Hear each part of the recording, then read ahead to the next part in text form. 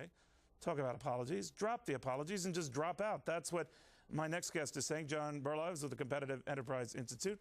John, let me ask you this, and my apologies to Senator Bingaman. I don't know what happened with that other shot here, but everyone is hooking their wagon to Geithner, and it was a very bright, very smart, very capable, very able public servant.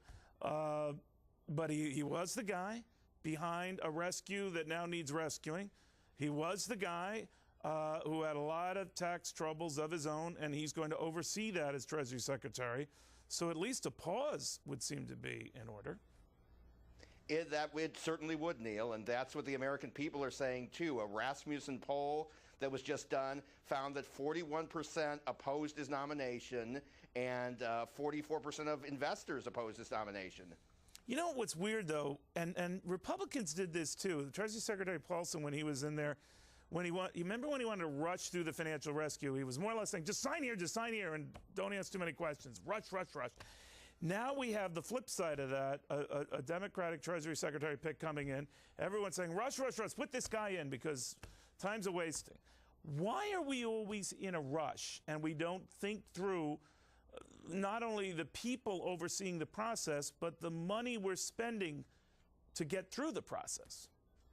Well, Neil, you're absolutely right. I mean, Congress should do their due diligence on this nomination, just as investors and banking officials should do their due diligence on financial deals. And some more information came out that he was apparently given a tax allowance to pay these taxes by the International Monetary Fund that he personally applied for, and yet apparently pocketed the money. And so saying, that he didn't know, or, I mean, he at the very least should have known, and he's enforcing these tax laws for all Americans. I think Senator Roberts of Kansas, a Republican, said his office was being flooded by self-employed people who are saying they're responsible for paying their Social Security and Medicare taxes. Why shouldn't he?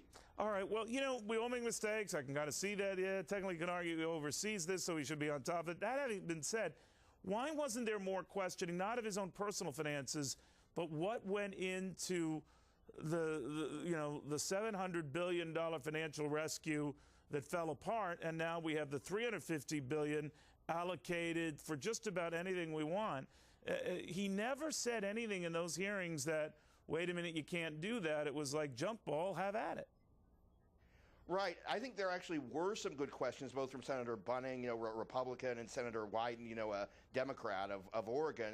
But he really didn't answer those about what, exactly are going to be the criteria for the next bailouts. When do you let a bank fail? When do you? Yeah. Well, you know what, John? They don't want to give that away, and I can see that in a little way.